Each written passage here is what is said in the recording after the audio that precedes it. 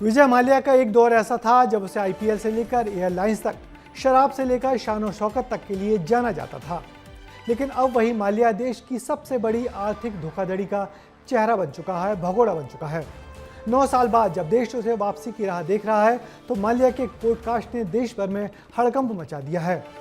देखिए विजय माल्या की जुबानी, नए दावे और उसके पुराने पापों की पूरी कहानी हमारी इस रिपोर्ट में।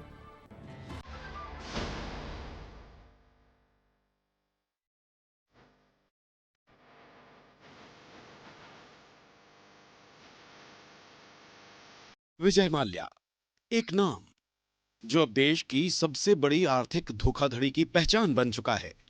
कभी आईपीएल टीम आरसीबी का मालिक, कभी किंगफिशर एयरलाइंस का किंग रहा माल्या, आज ईडी, सीबीआई और भारत सरकार की मोस्ट वांटेड लिस्ट में टॉप पर है। 2 मार्च 2016 को माल्या देश छोड़कर भाग गया और आज तक नहीं लौटा। अब एक पॉडकास्ट में माल्या ने बयान बम फेंका है और कई दावे किए हैं। पहला दावा, देश छोड़ने से ठीक पहले तत्कालीन वित्त मंत्री अरुण जेटली से मुलाकात की थी। दूसरा दावा, 17 बैंकों से 6,203 करोड़ का लोन, जबकि बैंकों ने 14,131 करोड़ की रिकवरी की। तीसरा दावा, मैं जिनेवा मीटिंग के लिए निकला था, भगोड़ा नहीं हूं, पासपोर्ट रद्द हुआ तो लंदन में फंस गया। माल्या के बयान के बाद विपक्ष ने 2016 के पुराने वीडियो निकाले और कहा, हम पहले ही कह रहे थे, माल्या सब बता कर गया था। अरुण जेटली जी ने कहा कि विजय माल्या जी ने उनको पार्लियामेंट में इनफॉर्मली अप्रोच किया था। लंबे ब्लॉग लिखते हैं, मगर पता नहीं क्या कारण था, इस मीटिंग के बारे में उनके किसी ब्लॉग में, किसी बयान में, किसी कमेंट में इस मीटिंग के बारे में उन्होंने नहीं कहा। देश की एजेंसियां आज भी माल्या को लाने के लिए दौड़ रही हैं, लेकिन 9 साल बीत गए, नतीजा आज भी शून्य है।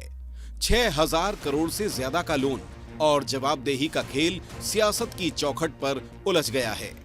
भारतीय जनता पार्टी सरकार द्वारा काले धन और देश की संपत्तियों को लूटने वालों के ऊपर सदैव सख्त कार्रवाई की गई।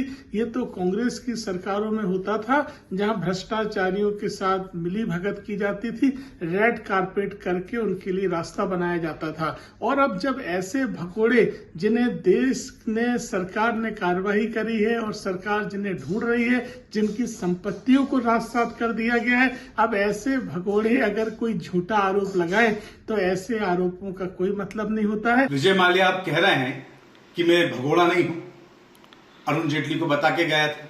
भारतीय जनता पार्टी कह रही भगोड़े की बात को विश्वास कौन करे। लेकिन क्या कनेक्शन था और कैसे भारतीय जनता पार्टी की जब सरकार केंद्र में थी, कैसे व्यक्ति इतना बड़ा घपला घोटाला करके करोड़ों रुपए का और देश को छोड़ के चला जाता है। तो कहीं ना कहीं शक तो होता है, शक की सुई जाती है। और अब जो बयान आता है जो सीधा सीधा भारतीय जनता पार्टी के ऊपर इल्जाम लगाता है, और भारतीय जनता पार्टी हमेशा अरबपतियों खरबपतियों की सोचती है। सवाल अब सिर्फ एक है, क्या विजय माल्या कभी भारत लौटेगा? वैसे विजय माल्या की कहानी में कई झोल भी हैं। इतने लंबे वक्त तक वो क्यों चुप्पी साधे रखा, इन सारी बातों को क्यों आज वो सामने ला रहा है और उस वित्त मंत्री के बारे में बात कर रहा है जो अब इस दुनिया में ही नहीं है। इसी माल्या ये बातें चर्चा में तो आ गई हैं, मगर कोई सियासी हलचल की उम्मीद नहीं है और ना ही उसे कोई इससे रियायत मिल पाएगी।